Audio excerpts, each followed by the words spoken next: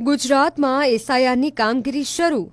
લોકોના ઘરે ઘરે પહોંચ્યા બીએલઓ. ભૂતિયા મતદારો પડશે ઉઘાડા. તો તમારા ઘરે આવેલા બીએલઓને સહકાર આપજો. બીએલઓ ગણતરી ફોર્મ આપે તેને ધ્યાનથી વાંચવું. ફોર્મમાં તમારી વિગતો સાચી છે કે નહીં તે તપાસો. બીએલઓ માંગે તે દસ્તાવેજ ચકાસવા આપજો.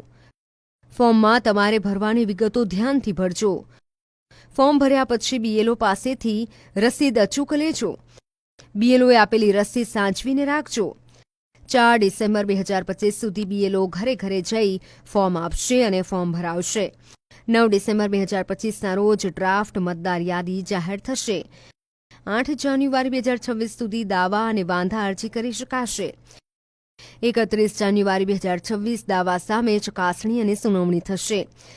7 ફેબ્રુઆરી 2026ના રોજ નવી ફાઇનલ મતદાર યાદી જાહેર થશે.